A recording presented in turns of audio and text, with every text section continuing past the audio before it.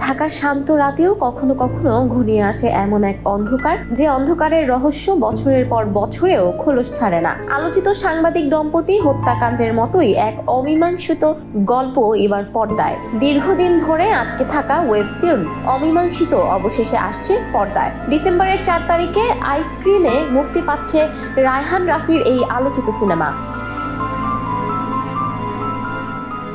এক রাতে রহস্যজনকভাবে খুন হন সাংবাদিক দম্পতি অর্ণব ও নিরু। ঠিক কি হয়েছিল সেই রাতের আড়ালে? কারা ঢুকেছিল তাদের বাসায়? কেনই বা হত্যা? সেই অসমাপ্ত প্রশ্নগুলোকেই কেন্দ্র করে নির্মিত হয়েছে ওয়েব ফিল্ম অমীমাংসিত। 40 সেকেন্ডের টিজার প্রকাশের পর থেকেই বেড়েছে ভক্তদের কৌতূহল।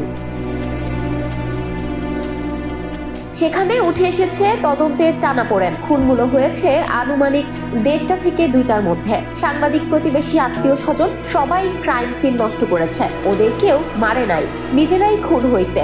এটা নিশ্চিত পরকীয়া কেস। এমন সব সংলাপগুলো প্রকাশের পরই অনেকের ধারণা এই ঘটনার মিল রয়েছে আলোচিত সাগর রুনি হত্যা মামলার সঙ্গে, যদিও এ নিয়ে নির্মাতারা সরাসরি কিছুই বলেননি।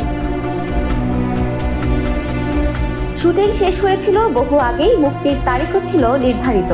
গত বছরের 29 ফেব্রুয়ারি মুক্তি পাওয়ার কথা থাকলেও সেন্সর বোর্ডের আপত্তিতে থেমে যায় সব প্রস্তুতি। 2 দফা দেখা শেষে বোর্ড জানিয়ে দেয় ওটিটি কন্টেন্ট হলেও এটি প্রদর্শনের যোগ্য নয়। এছাড়াও দেশের রাজনৈতিক পরিবর্তনে বিলুপ্ত হয় পুরনো সেন্সর বোর্ড। নতুন চলচ্চিত্র সার্টিফিকেশন বোর্ড গঠনের পর আবার জমা দেওয়া হয় অমীমাংসিত এর আবেদন। অবশেষে সব জট কাটিয়ে মিলেছে ছাড়পত্র।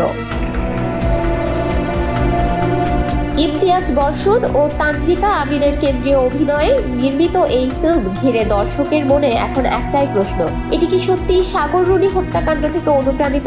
নির্মাতা কিছু না বললেও দর্শকের প্রত্যাশা এখন আকাশচুম্বী। আর সেই রহস্যের পর্দা উঠছে এই ডিসেম্বরের 4 তারিখে। Desk report, campus Times.